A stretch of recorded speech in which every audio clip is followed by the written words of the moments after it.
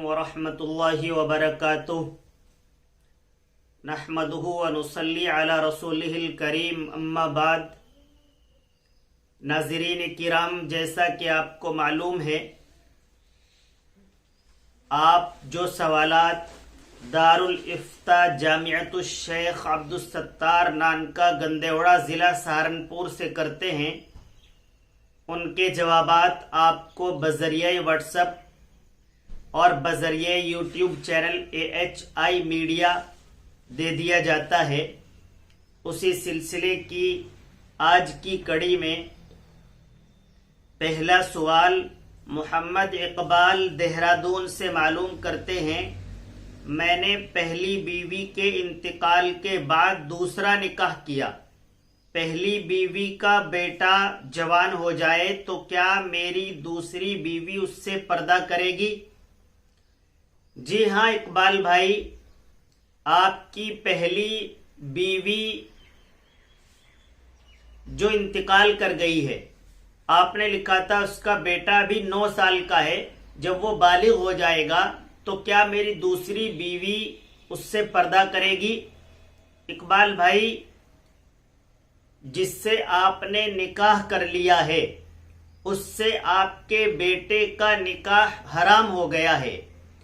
अब आपके बेटे से आपकी ये दूसरी बीवी पर्दा नहीं करेगी। देहरादून से एक बहन का सवाल है, क्या नमाज के लिए सामने मौजूद शीशे का ढकना जरूरी है? देखिए बहन, शीशा अगर सामने लगा हुआ है, आप नमाज उसके सामने पढ़ रही हैं, तो आपकी नमाज हो जाएगी, कोई हरज की बात नहीं है। लेकिन अगर आपको अंदेशा है कि ये शीशा मेरे सामने रहेगा, मेरी नजर पड़ेगी, नजर पड़ने की वजह से मेरा ख्याल मेरे चेहरे की जानिब जा सकता है या कहीं और जा सकता है, तो खुशू और खुजू में कमी आ सकती है। अगर ये अंदेशा और ये ख्याल है तो आपको उस शीशे पर कोई पर्दा डाल देना चाहिए, वरना कोई जरूरत नहीं है। जी मुफ्ती साहब, एक औरत इद्दत में अपने शोहर की तस्वीर देख सकती है या नहीं? जी बहन, तस्वीर वो औरत इद्दत के अंदर उसको देखनी नहीं चाहिए। कारी अब्दुल हसीब रहमानी का सवाल है, निकाह से कब्ल दूल्हे को कलिमा पढ़ाना जरूरी है या नहीं? देखिए कारी साहब, निकाह के वक्त ईजाब कबूल 2 गवाहों की मौजूदगी में ये लाजमी चीज है, कलिमा पढ़ाना लाजमी चीज नहीं है। अलबत्ता अगर ये अंदेशा हो कि ये जो मर्द है जिसका हम निकाह पढ़ा रहे हैं, इससे कब्ल ये मुसलमान होने में या इसके किसी चीज में कोई शक है तो कलिमा पढ़ा लिया जाए, वरना कोई अशद जरूरी चीज कलिमा पढ़ाना नहीं है।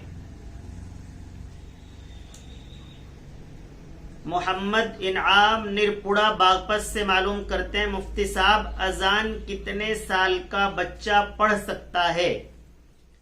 इनाम भाई, अजान नाबालिग बच्चे की भी हो जाती है, लेकिन वो इतना बाशऊर होना चाहिए कि उसे पाकी नापाकी और दीगर चीजों की मालूमात हो और वो अक्लमंद होशमंद बाशऊर हो।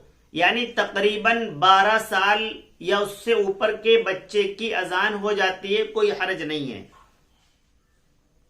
इकबाल साहब देहरादून से मालूम करते हैं, सदका कितने रुपए का देना चाहिए? क्या 2, 5, 10 भी ठीक हैं या एक खुराक के 25-30 रुपए दिए जाएं? देखिए इकबाल भाई, सदका तो आप अगर 1 रुपया देंगे वो भी सदका है, और इखलास के साथ देंगे तो उस पर बहुत बड़ा अजर मिलेगा। सदक़े के बारे में आया है, आप दाएं हाथ से दें, बाएं हाथ को इल्म ना हो, इतना इखलास होना चाहिए, तो अल्लाह तबारक व तआला बड़ा अजर अता फरमाते हैं।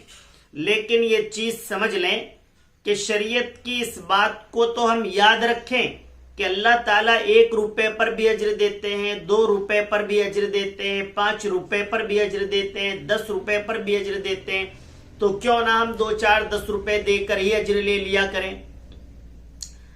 अब आप ये समझिए कि इंसान अपनी हैसियत के मुताबिक अपने बच्चों की शादी करता है, अपनी हैसियत के मुताबिक कार खरीदता है, अपनी हैसियत के मुताबिक बाइक खरीदता है, अपनी हैसियत के मुताबिक मकान बनाता है, अपनी हैसियत के मुताबिक दुकान की डेकोरेशन करता है, हर काम अपनी हैसियत के मुताबिक करता है। तो याद रखो, सदके के एतबार से भी ये दिल में ख्याल एक बार तो आ जाना चाहिए कि तेरी हैसियत क्या है और तू 2-5 रुपए दे रहा है। अलबत्ता अल्लाह ताला सवाब 1 रुपये पर भी देते हैं और बहुत ज्यादा देते हैं। इखलास शर्त है। हाफिज जरीफ सिद्दीकी का सवाल है, बेबी शावर यानी गोद भराई की रस्म क्या वो हराम है? देखिए हाफिज साहब, रस्म के ताल्लुक से, इस ताल्लुक से खास तौर से हराम का सिलसिला तो ना मिल सका, लेकिन रस्म होती है और ये रस्म अंग्रेजों से आई है। पहले तो मैं आपको बता दूं कि ये बेबी शावर और गोद भराई क्या है। जब कोई औरत हामला हो जाती है तो उसके घर वाले बहुत सारे फ्रूट लेकर, अनार, सेब वगैरह लेकर जाते हैं, ऐसी चीजें लेकर जाते हैं जो उसे, औरत को तकवीयत मिले, बच्चे को तकवीयत मिले। तो इसे आजकल बेबी शावर और गोद भराई की रस्म का नाम दे दिया गया है और बाकायदा इस पर एक फंक्शन होता है। तो ये रस्म दुरुस्त नहीं है, जायज नहीं है जो रस्म के एतबार से इसे करता है। अलबत्ता अपनी बेटी को आप फल दें, जूस दें, रियल जूस दें, कुछ भी दें, वो सब दुरुस्त है, जायज है, कोई हरज की बात नहीं है।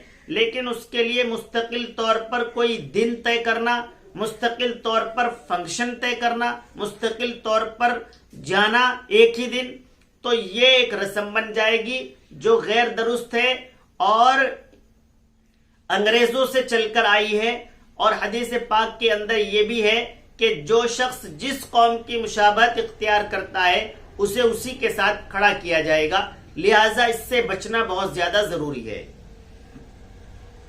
कारी शाहनवाज ढाकी देहरादून से मालूम करते हैं, गैर मख्तून शख्स की इमामत का क्या हुक्म है? जिस शख्स ने खतनाना कराई हो उसकी इमामत होगी या नहीं?